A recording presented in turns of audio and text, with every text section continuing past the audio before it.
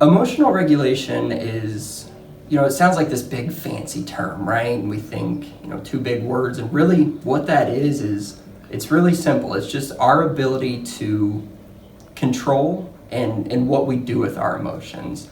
And through these difficult times, that looks really different.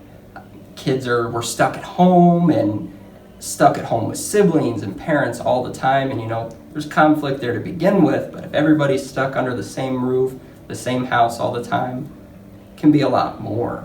A lot of anger, frustration, things like that. So I think, today we can talk about some strategies to kind of how to handle that and what to do with that.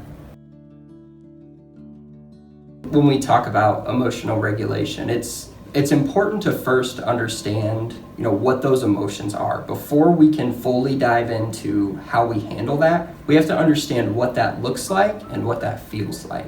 So, working with younger kids, one of the big things that I focus on is defining emotions, right? And we think, with a younger kid, it's where do you feel that emotion? What does sadness feel like? Where do you feel that in your body? Or if it's anger, where do I feel that anger? Does my face get really red? Do my fists get tight? Do I want to hit something?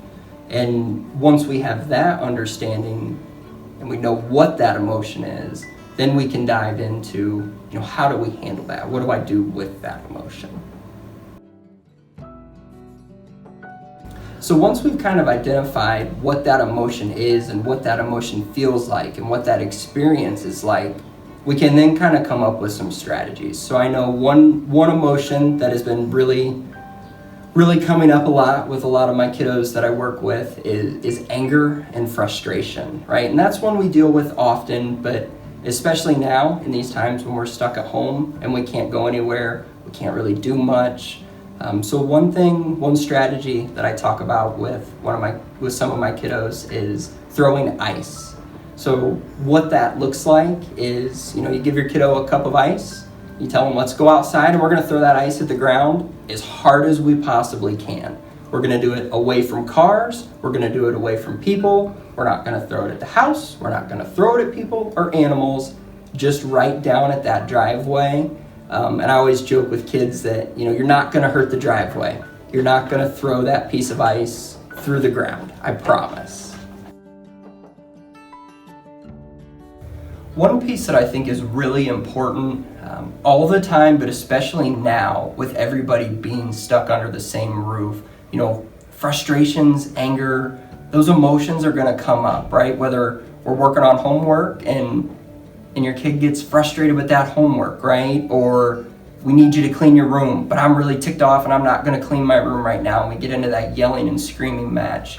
Sometimes the best thing to do in those moments is take a break, right? I know when I'm mad, if I'm trying to argue with somebody, it doesn't go well, right? My point doesn't get across, their point doesn't get across. We're just yelling to yell, or we're arguing to argue.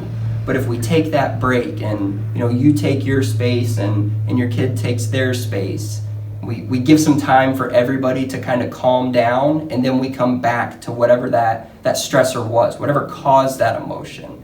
And once we're calmed down, we can really have that calm conversation about that without everybody, we're not yelling them, we're not screaming.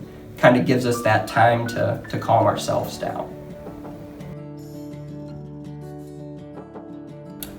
When we think emotion regulation with older children and what some of those strategies look like, we don't have to overthink it, right? A lot of times when we think about ways to calm down, everybody goes to, I gotta take 5 deep breaths, or I gotta count to 10. And while those are really, really awesome strategies, and I do encourage those, sometimes it can be as simple as just getting outside of your house. We had nice weather this past weekend, getting out and going for a walk, playing with the dog outside, or even just sitting out in the yard and reading a book or playing on your phone out in the yard.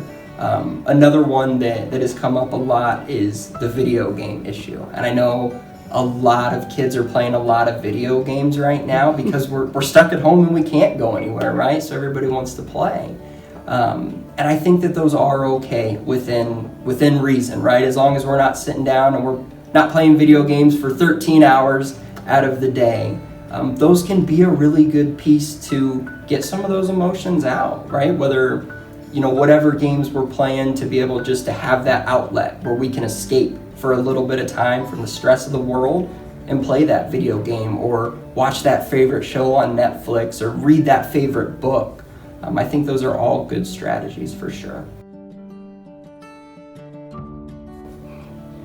I think an important piece to note, if you're still struggling and you do still need that help, it's okay to reach out for help. This is an ever-changing situation, and not everybody has all the answers and is expected to have all the answers. If you're looking for extra help, I highly encourage you to reach out to us here at Family Resource Center. And we're here, we're working every day just as we always would, just doing it a little bit differently. We're doing video conferencing counseling and telephone counseling, and we're here for you and still can support you. And in order to get set up with that, all you have to do is call into our office at 419-425-5050, and we'd be more than happy to help get you set up with some counseling and some services going forward.